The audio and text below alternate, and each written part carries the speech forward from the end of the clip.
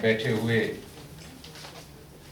समाज के बहुत जिम्मेदार एक तरीके से जो नींव के पत्थर है जिन पर समाज का निर्माण होता है।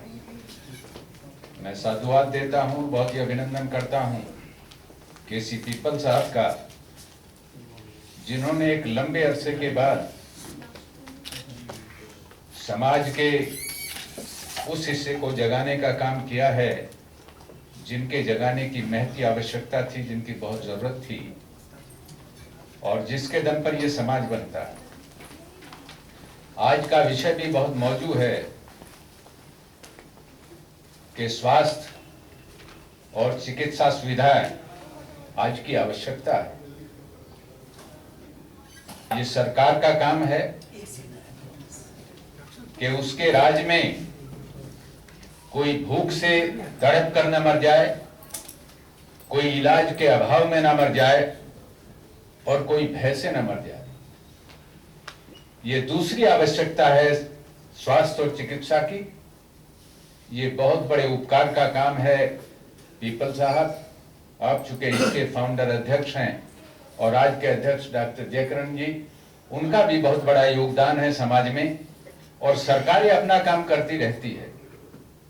लेकिन संविधान का एक अध्याय जिसमें राज्य के नीति निर्देशक तत्व हैं, directive principles of state policy हैं, जो सरकारों को समाज को खड़ा करने का काम करता है।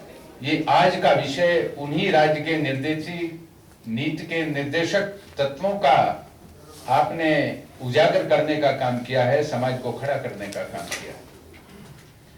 जब समाज स्वस्थ होगा, चिकित्सकीय सुविधाओं का राज्य के नागरिकों के हिसाब से, उनकी जरूरत के हिसाब से उनको ये सुविधाएं मिलेंगी तो स्वस्थ समाज होगा। स्वस्थ शरीर में ही स्वस्थ मस्तिष्क रहता है। लेकिन मैं इसी कड़ी में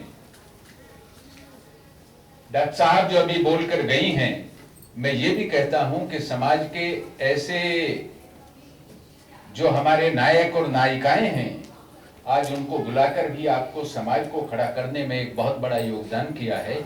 इससे समाज की पीढ़ी, आने वाली पीढ़ियां सबक लेती हैं, उनके लिए सिंबल का काम करते हैं। इनको देखकर समाज का वर्ग खड़ा होता है।